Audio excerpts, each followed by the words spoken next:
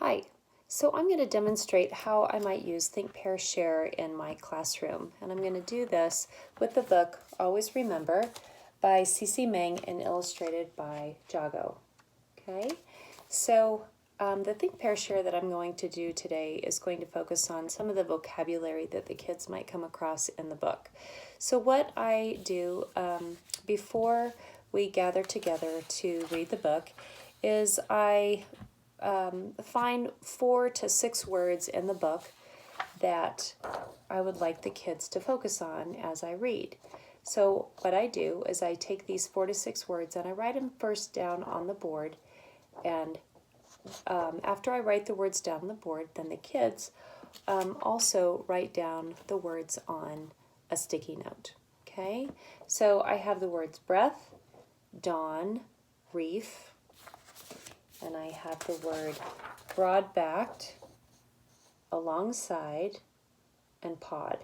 Okay, so again, after seeing those words and writing them down, then what the kids do is they think about the words. They think about parts of speech, they think about what they know about the words.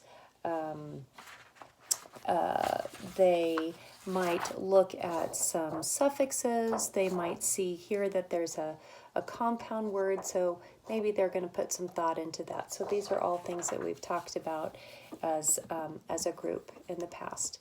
So then what they do is they write down the definition of each one of the words, and then after they do that, then I invite them to pair up with somebody and share the definitions that they have. Okay, so then before I read the book, then they're going to share out their definitions. So I'll choose children who would like to share their definitions, and I would also ask their thinking. So if they said, I know what the word breath means. The breath, I take a breath when I breathe in air. Okay, so they might say something like that. And then Dawn, somebody might say, well, my mom uses Dawn dishwashing liquid in the kitchen. Okay, but then somebody else might say, well, it doesn't start with a capital letter, so I think it means something else.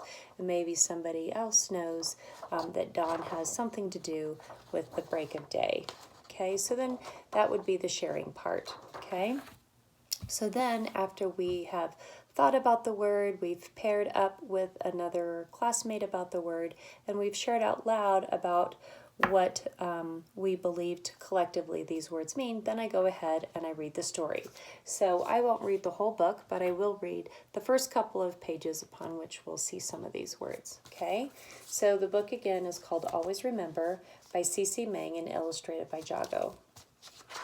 It says, in the end, on his very last day, Old Turtle swam his last swim and took his last breath. With his life complete, the gentle waves took him away. By dawn, everyone who knew Old Turtle knew he was gone. So after we read this page, then we'll stop and we'll talk about those words that we shared the meanings of at the beginning, and we can clarify then what some of these words mean.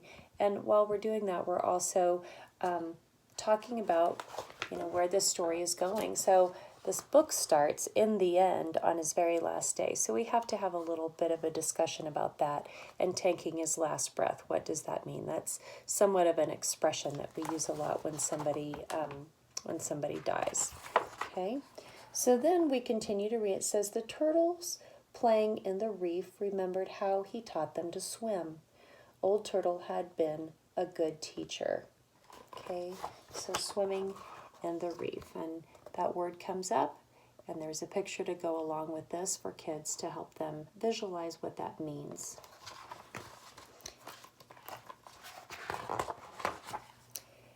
And the turtles would always remember.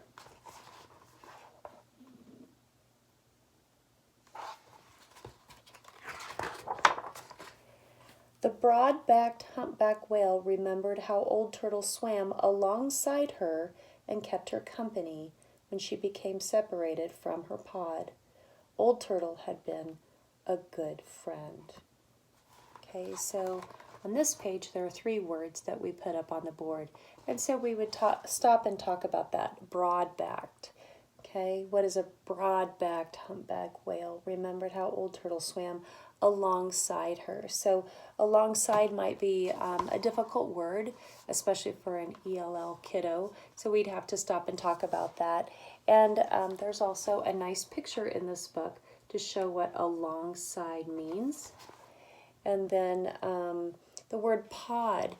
The school is divided into pods, and so we can talk about that as being a group, so we can make that connection. Okay, so I'm going to go ahead and I'm going to stop there. But again, that's just an example of what a think, pair, share in my classroom might look like. Thanks.